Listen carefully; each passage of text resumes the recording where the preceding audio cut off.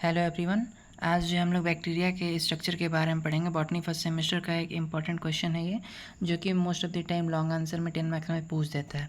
तो बैक्टीरिया का जो मेनली वॉल लेयर जो रहता है, ये मेनली 3 लेयर से मिलकर बना हुआ रहता है। बैक्टीरिया का जो वॉल है, मतलब कि आउटर कवरिंग होती है, उसके बाद मिडिल लेयर होता है और एक इनर लेयर होता है। तो जो आउटर लेयर होता है उसे ग्लाइकोकैलिक्स कहते हैं, जो मिडिल लेयर होता है उसे सेल वॉल कहते हैं, और जो इनर लेयर रहती है उसे प्लाज्मा मेम्ब्रेन कहते हैं। हमारे बैक्टीरिया के मेन जीनोम को, मीन्स बैक्टीरिया के डीएनए को, जो कि ऐसे स्कैटर रहता है साइटोप्लाज्म में, उसे जेनोम कहते हैं या फिर जेनोफोर भी कहते हैं, या फिर न्यूक्लियोइड भी उसे कहते हैं। बैक्टीरिया के पास जो होता है एक्स्ट्रा क्रोमोसोमल प्लाज्मिड रहता है, जो कि ऑटोनोमस होता है कैरेक्टर इसका, जैसे कि सेल्फ रेप्लिकेटिंग होता है। और इसमें जो होता है फ्लैजिला रहता है मूवमेंट के लिए। फ्लैजिला का फर्स्ट पार्ट जो रहता है उसे वेसल बॉडी कहते हैं, उसके बाद हुक रहता है, उसका फिलामेंट रहता है। फिलामेंट जो रहता है फ्लैजिला का, वो सबसे लॉन्गेस्ट पार्ट रहता है। साइटोप्लाज्म जो रहता है, ये जो है बैक्टीरिया के अंदर सेमी कैसी फ्लूइड रहता है एक तरीके से, जिसमें सारे ऑर्गेनेल्स जो हैं वो कैसे स्केटर्ड फैले हुए रहते हैं। और ये स्ट्रक्चर जो है पॉलीजोम है, या फिर इसे पॉलीराइबोसोम भी कहते हैं। इसमें क्या होता है कि एक ही एमआरएनए के स्ट्रैंड पे बहुत सारे जो है हमारे राइबोसोम लगे हुए रहते हैं, इसलिए इसे राइबोसोम कहते हैं या फिर पॉलीजोम भी कहते हैं। अब जो इनर वॉल ये है हमारा, जो इनर वॉल हमारा प्लाज्मा मेम्ब्रेन का है। यहाँ पे देखिए ये इनर वॉल ये प्लाज्मा मेम्ब्रेन का है। तो ये ऐसे जो स्ट्रक्चर इन्वेजिनेट करके अंदर के साइड में बनाया हुआ है, इसे कहते हैं हम लोग क्या, मीजोजोम। इसे कहेंगे मीजोजोम। और मीजोजोम का मेनली काम ये होता है कि ये जैसे बैक्टीरिया के एरोबिक रेस्पिरेशन में काम करने में हेल्प करती है, मेन फंक्शन इसका होता है। अब बात करते हैं, एक स्ट्रक्चर आपको दिखाई दे रहा होगा क्रोमेटोफोर का। तो ये जो स्ट्रक्चर है क्रोमेटोफोर इसे कहते हैं। जैसे किसी भी बैक्टीरिया के पास जो कलर पिगमेंट मिलता है वो इसी क्रोमेटोफोर के हेल्प से ही क्या होता है, मिलता है। क्रोमेटोफोर एक तरीके का कलर पिगमेंट प्रोवाइड करता है। अब यहाँ देखिए कि प्लाज्मा मेम्ब्रेन का ही जो स्ट्रक्चर है, प्लाज्मा मेम्ब्रेन के ही वाल लेयर से 2 टाइप की और भी स्ट्रक्चर निकले हुए हैं, जिसे एक को पिलाई कहते हैं, एक को फिम्ब्री कहते हैं। तो फिम्ब्री का जो मेन काम होता है, ये मेनली सबस्ट्रेटम से अटैच करने में हेल्प कराता है। ये जो है मेनली सबस्ट्रेटम से अटैच कराएगा, मीन्स किसी सतह से क्या करेगा, इसे अटैच कराने में हेल्प करेगा। और पाइलाई जो है ये सेक्स ट्यूब बनाने में हेल्प करता है। कंजुगेशन जो एक रिकॉम्बिनेशन होता है बैक्टीरिया में, मतलब कि सेक्सुअल रिप्रोडक्शन एब्सेंट रहता है, उसके रिजेंबलेंस में जेनेटिक रिकॉम्बिनेशन होता है। तो उसी जेनेटिक रिकॉम्बिनेशन में कंजुगेशन एक मेथड होता है। तो कंजुगेशन में पाइलस जो है, ये पिलाई जो है, ये हेल्प करता है कंजुगेशन ट्यूब बनाने में। उसके थ्रू क्या होता है, रिप्रोडक्शन होता है। अब इसको डिटेल में हम लोग पढ़ लेते हैं कि आगे इसमें क्या है।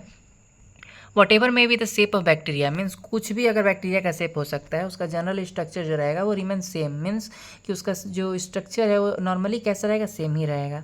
अब बात करते हैं कि इसकी कितना जो लेयर रहती है वो आउटर टू इनर के बारे में बात करेंगे। मीन्स आउटर लेयर क्या होती है, आउटर लेयर जो होती है वो होती है ग्लाइकोकैलिक्स। इनर लेयर जो होती है वो साइड सेल वॉल रहता है, उसके अंदर में जो रहता है लेयर उसे प्लाज्मा मेम्ब्रेन कहते हैं।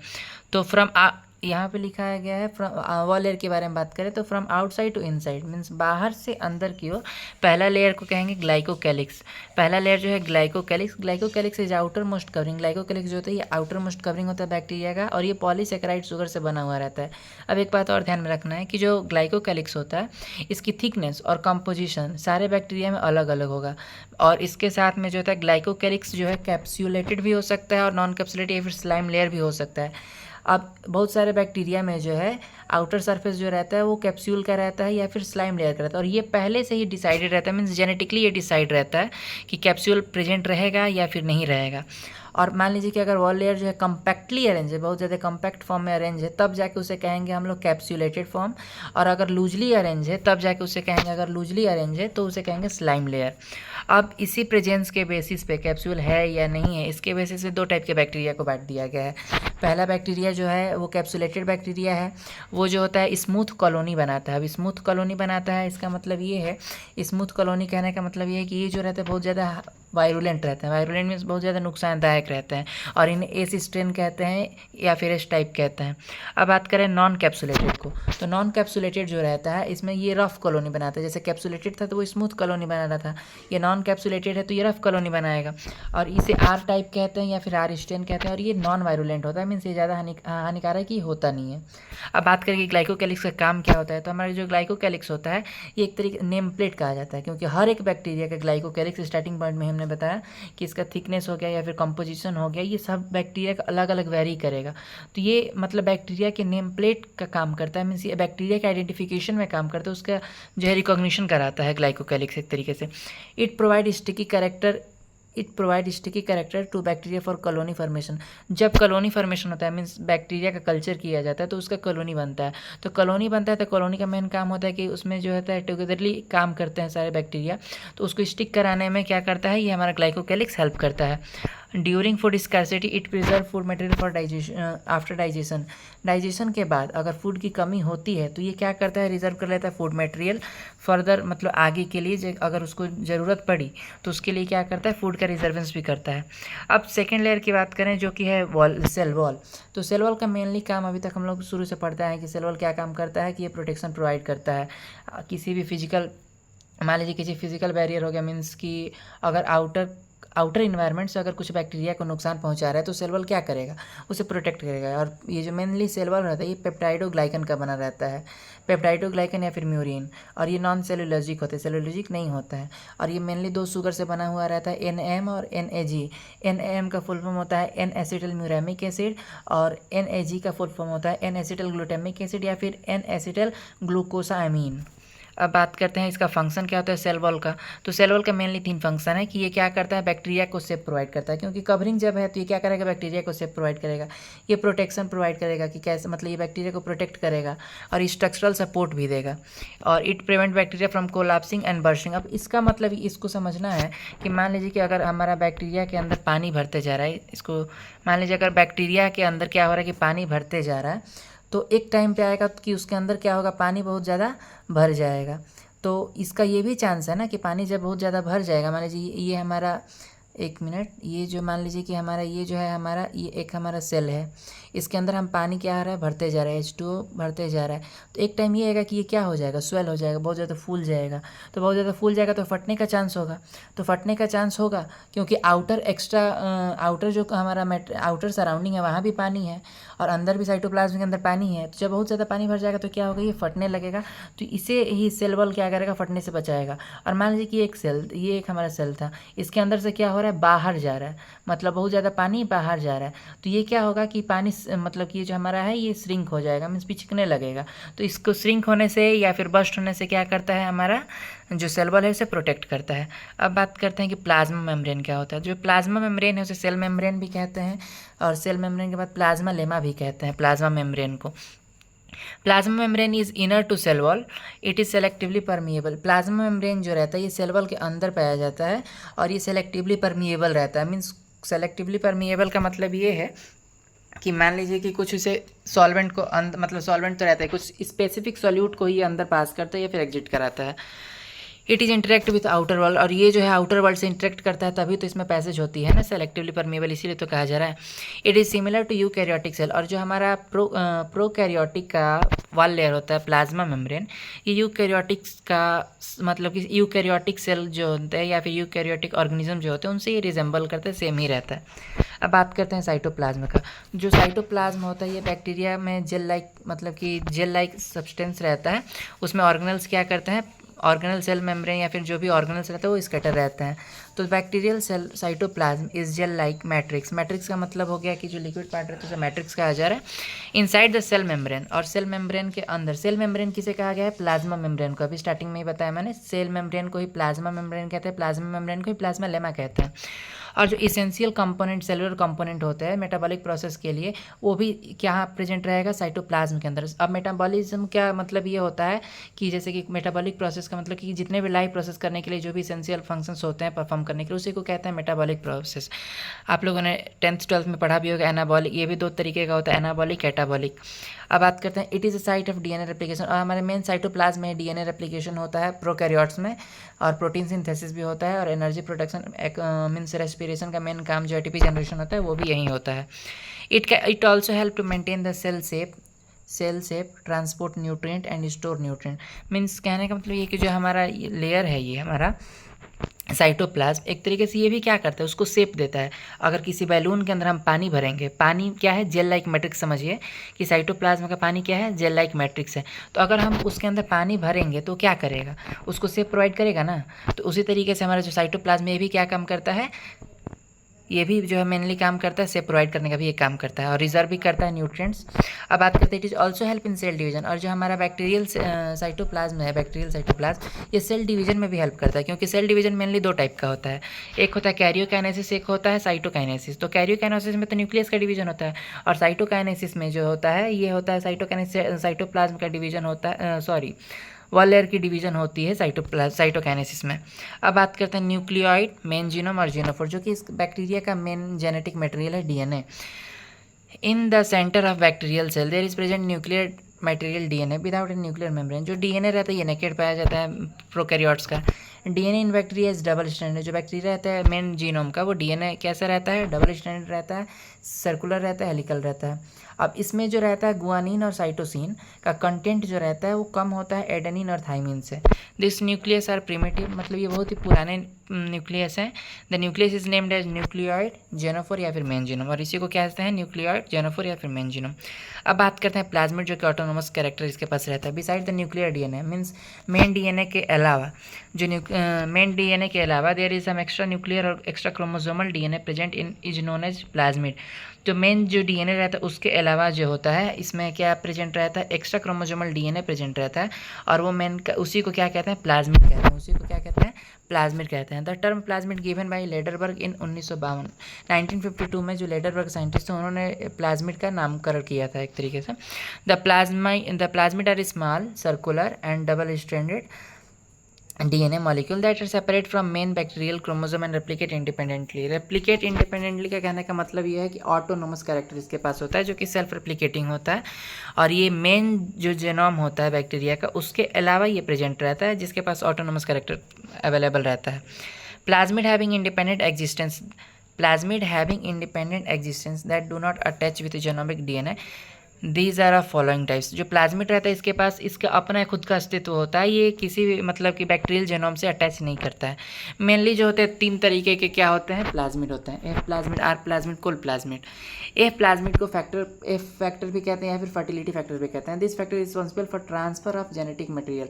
और एफ फैक्टर के हेल्प से ही क्या होता है, जो जेनेटिक कॉम्बिनेशन पढ़ेंगे उसमें कंजुगेशन ट्यूब, तो उसमें एफ प्लस आएगा, एफ माइनस आएगा, एफ डोनर, एफ एक्सेप्टर, उसी में जो है हमारा रिप्रोडक्शन में एक तरीके से एफ फैक्टर या फिर एफ प्लाज्मिड क्या करता है, हेल्प करता है। अब आर फैक्टर जो होता है ये इसे रेजिस्टेंस फैक्टर भी कहते हैं, और ये जो मेनली काम करता है रेजिस्टेंस प्रोवाइड करता है ड्रग्स के मतलब अगेंस्ट। अब कोल फैक्टर को कॉलिजिनोजेनिक फैक्टर भी कहते हैं। ये क्या करता है कि it produce colicin which kill other bacteria other than which produce this colicin. कहने का मतलब ये है कि ये उन बैक्टीरिया को किल करेगा जो कि कॉलिसिन प्रोड्यूस नहीं करते हैं। अब बात करते हैं नेक्स्ट पार्ट की। प्लाज्मिड का भी हम लोगों ने पढ़ लिया। प्लाज्मिड के बाद जो मेन स्ट्रक्चर होता है फंक्शन, अब बात करते हैं कि फंक्शन क्या होता है प्लाज्मिड का। It carry gene that provide benefit to the host cell. ये इसके पास जीन होता है जो कि बेनिफिशियल रहता है होस्ट सेल के लिए। It also act as vector. अभी जो है आप लोग 12th क्लास में पढ़े होंगे, बायोटेक्नोलॉजी एक चैप्टर है, उसमें जो है वेक्टर का काम होता है। वेक्टर एक तरीके से टैक्सी का काम करता है, जो कि इकोलाई बैक्टीरिया या फिर जो भी डिजायर डीएनए है जिसका हमें क्या कराना है, रेप्लिकेशन मतलब कि कॉपी बनानी है, पीसीआर कराना है, एम्प्लीफिकेशन करना है, तो वेक्टर के हेल्प से ही जो है हमारा पीसीआर हो पाता है। that allow scientists to introduce foreign DNA into other organisms for various applications. It help in colony expression, gene therapy and genetic engineer। अभी स्किड एक उसी में ही स्किड है जिसमें कि लिम्फोसाइट वाला डिजीज होता था, तो उसमें भी ये क्या करता है, जेनेटिक इंजीनियरिंग में हेल्प करता है। It is also use to check transformation of host cell with foreign DNA. अब हमारे जो डीएनए है जिसमें हम फॉरेन डीएनए उसमें इंसर्ट कर रहे हैं, तो उसका ट्रांसफॉर्मेशन में भी प्लाज्मिड हेल्प करता है कि वो इंसर्ट हुआ है या नहीं हुआ है। अब बात करते हैं राइबोसोम का। तो मेनली जो राइबोसोम पाया जाता है बैक्टीरिया में, ये 70S टाइप का राइबोसोम पाया जाता है, और उसके दो यूनिट होते हैं 50S और 30S। Ribosome is the site of protein synthesis. अब एक टर्म यहाँ पे आएगा जो कि इस प्रोकैरियोटिक में नहीं पाया जाता, न्यूक्लियोलस। राइबोसोम को जो कहते हैं साइट ऑफ प्रोटीन कहते हैं। ये ध्यान में रहे कि राइबोसोम को क्या कहते हैं, साइट ऑफ प्रोटीन कहते हैं। राइबोसोम को साइट ऑफ प्रोटीन कहते हैं, जबकि जो न्यूक्लियस होता है उसे साइट ऑफ राइबोसोम कहते हैं। ठीक है, अब पॉलीजोम या फिर polyribosome are many ribosome on a single strand of mRNA. MRNA के सिंगल स्ट्रैंड पे बहुत सारे राइबोसोम जब प्रेजेंट रहते हैं उसे कहते हैं पॉलीजोम। इंक्लूजन बॉडी एक तरीके से फूड रिजर्व का काम करता है, जो भी फूड मटेरियल रहता है और ये मेम्ब्रेन बाउंड नहीं रहता है। Inclusion body is not bounded by any membranous structure, it is freely in cytoplasm store reserve food. अब रिजर्व फूड मटेरियल कितने प्रकार से हो सकते हैं? 4 प्रकार से। ग्लाइकोजन के फॉर्म में हो सकता है फूड, या फिर जो है साइनोफाइसिन के फॉर्म में साइनोफाइसियन ग्रेन्यूल के फॉर्म में हो सकता है, जिसे प्रोटीन स्टोरेज के नाम से जाना जाता है। वॉल्यूटिन पार्टिकल फॉस्फेट भी स्टोर करता है, और गैस वैक्यूल। तो गैस वैक्यूल का मेनली काम होता है कि जो फोटोसिंथेटिक बैक्टीरिया रहते हैं उनको भी मतलब कि ये न्यूट्रिशन प्रोवाइड करता है। मीजोजोम का बात करें, मीजोजोम जो प्लाज्मा मेम्ब्रेन का इनफोल्डिंग था, ये एक तरीके से क्या करता है कि उसके वॉल लेयर की एब्जॉर्बेशन को बढ़ा देता है, जो उसका सरफेस एब्जॉर्बिव सरफेस उसको बढ़ा देता है। और ये एक्सटेंशन होता है cell membrane into the cell के अंदर एक्सटेंशन रहता है इन द साइटोप्लाज्म। और ये 3 तरीके से बना हुआ रहता है, वेसिकल के फॉर्म में बना हुआ रहता है, ट्यूबुल के फॉर्म में, लेमिला के फॉर्म में। It increases the area of plasma membrane and hence it increases enzymatic content. इसका जो होता है एरिया बढ़ जाता है, उससे क्या होता है कि इंजाइमेटिक कंटेंट जो रहता है वो भी बढ़ जाता है। इसके जो फंक्शन होते हैं mainly, it help bacteria in the process of respiration. Bacteria को रेस्पिरेशन में हेल्प करता है। रेस्पिरेटरी इंजाइम होता है oxidase dehydrogenase and hence help in respiration. Respiration का मेन जो इंजाइम होता है ऑक्सीडेज डिहाइड्रोजनेज होता है, उसी के हेल्प से क्या करता है बैक्टीरिया रेस्पायर करता है। It also play role in ETC electron transport chain which help ATP synthesis via respiration. तो रेस्पिरेशन के थ्रू जो एटीपी सिंथेसिस का एक प्रोसेस होता है ईटीसी इलेक्ट्रॉन ट्रांसपोर्ट चेन, उसमें भी क्या करता है मीजोजोम हेल्प करता है। It is similar to mitochondria. जो हमारा मीजोजोम रहता है एक तरीके से जो यूकैरियोट में हमारा माइटोकॉन्ड्रिया पाया जाता है, power house of the cell, उससे ये रिजेंबल करता है। मीन्स इसका फंक्शन और इसका फंक्शन दोनों क्या होता है, रिजेंबल करता है। And hence called as mitochondria of bacterial cell. और अगर क्वेश्चन आए एमसीक्यू में कभी कभी पूछ भी देता है कि बैक्टीरियल सेल जो रहता है या फिर बैक्टीरियल सेल का माइटोकॉन्ड्रिया किसे कहा जाता है, तो उसको क्या कहेंगे, मीजोजोम को बैक्टीरियल सेल का माइटोकॉन्ड्रिया कहा जाता है। अब बात करते हैं क्रोमैटोफोर। इन सम बैक्टीरिया, कुछ बैक्टीरिया में फोटोसिंथेटिक पिगमेंट प्रेजेंट रहते हैं, या फिर जैसे साइनोबैक्टीरिया का blue green algae. Chromatophore is extension of plasma membrane in the cell. Plasma membrane की कुछ जो पार्ट रहते हैं वो फ्रेगमेंट फॉर्म में क्या रहता है, साइटोप्लाज्मा बिखरे हुए रहते हैं, उसी को कहते हैं क्या, क्रोमेटोफोर। अब बात करते हैं अभी तक एक्सटेंशन की, जैसे कि अभी एक तरीके से प्लाज्मा मेम्ब्रेन का अंदर के साइड में जो इनफोल्डिंग हुआ था उसमें हम लोगों ने पढ़ा मीजोजोम। अब एक्सटेंशन के बारे में बात करें कि आउटर सरफेस में क्या क्या निकला, एक्सटेंशन सरफेस की बात कर रहे हैं। It is only found in prokaryote. ये जो हमारा एक्सटेंशन सरफेस है ये मेनली सिर्फ और सिर्फ प्रोकैरियोट में पाया जाता है। It is sprouted outside the cell, mean cell के आउटसाइड ये निकला हुआ रहता है। और पाइलाई एंड फैम्ब्री, ये 2 टाइप के स्ट्रक्चर होते हैं जिसे एक्सटेंशन सरफेस कहा जाता है प्लाज्मा मेम्ब्रेन का। There is no role in motility. इन दोनों का कोई भी मोटिलिटी से काम नहीं रहता है, मीन्स मूवमेंट में कोई भी काम नहीं करते हैं, क्योंकि ये जो है मेनली जो पिलाई रहता है ये पाइलिन प्रोटीन का बना हुआ रहता है और नॉन कॉन्ट्रेक्टाइल होता है, मीन्स ये मूवमेंट नहीं कर पाएगा। तो पिलाई के बारे में बात करते हैं कि जो इस पिलाई जो ये प्लूरल है और इसका सिंगुलर जो होता है वो पाइलस होता है। बात करते हैं, it is elongated and some tiny और स्मॉल हेयर लाइक स्ट्रक्चर। ये जो होता है मेनली छोटे छोटे इलोंगेटेड होता है और स्मॉल हेयर लाइक स्ट्रक्चर होता है। Present the bacterial cell surface is called as pili. These are present in all the most of the gram negative bacteria and few gram positive। ये जो हमारे पाइलस होता है ये मेनली ग्राम नेगेटिव बैक्टीरिया में most of the time पाया जाता है और कुछ ही ग्राम पॉजिटिव बैक्टीरिया में पाया जाता है। और ये 8 टाइप का होता है, पाइलस 1, पाइलस 2, पाइलस 3 करके 7 तक, और एक लास्ट होता है पाइलस F जो कि फर्टिलिटी फैक्टर में काम करता है, फिर प्रोडक्शन में काम करता है। और जो है हमारा it also help in DNA transfer during reproduction conjugation. अभी आगे हम लोग पढ़ेंगे नेक्स्ट अपकमिंग लेक्चर्स में कि कंजुगेशन एक प्रोसेस होता है जिसमें कि बैक्टीरिया का एक रिप्रोडक्शन का पार्ट पढ़ना है। उसमें क्या करता है हमारा F प्लाज्मिड हेल्प करता है, पाइलस 1 एंड पाइलस F क्या करता है, हेल्प करता है। और जो ट्यूब बनाता है उसे कहते हैं सेक्स पिलाई या फिर कंजुगेशन ट्यूब। अब बात करते हैं फिम्ब्री की। जो फिम्ब्री होता है it is elongated and tubular in shape. ये इलोंगेटेड होता है, ट्यूबुलर होता है शेप में। इट हेल्प इन एडहेशन और अटैचमेंट, मीन्स ये मेनली किस में हेल्प करता है कि सबस्ट्रेटम से अटैच करने में ये हेल्प करता है। तो आज के लिए इतना ही। अगर आप लोगों को ये वीडियो अच्छी लगी हो तो चैनल को लाइक सब्सक्राइब जरूर करें। Thank you.